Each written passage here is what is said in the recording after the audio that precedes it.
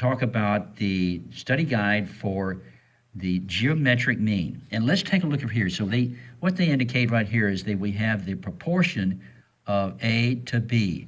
And let's just take a look right here at our sample problem right here, the geometric mean of 12 to 6.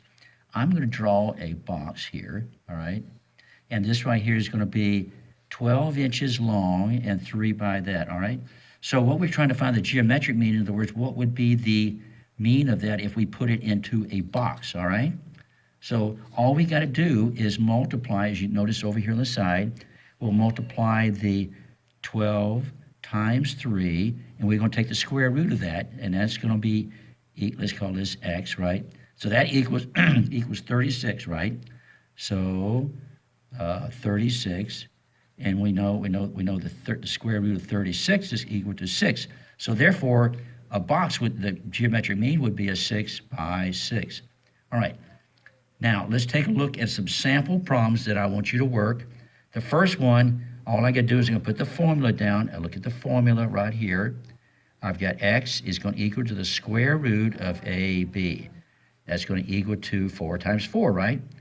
4 times 4, the square root of that. And that's going to be equal to the square root of 16, and we know that's equal to 4, all right? So that's an easy one. Well, I'm going to find a little bit harder one down here.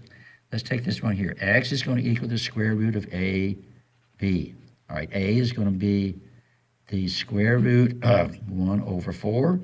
Oh, sorry, 1 over 2 times the 1 over 4, which is equal to the square root of 1 over 8. That's going to equal to square root of 1 over the square root of 8. We know the square root of 1 is 1. The square root of equals square root of 8, and so we know that is going to equal the same thing as 1 over 2 square root of 2. Remember, we can't leave that in the denominator, so I'll multiply that by 2 times the square root of 2 equals, that's going to end up being 4 square root of 2 over 4.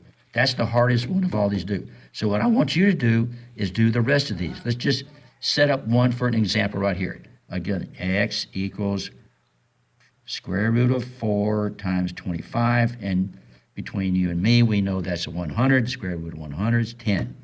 Okay, so that's what I want you to do for today. Thank you. Did it stop?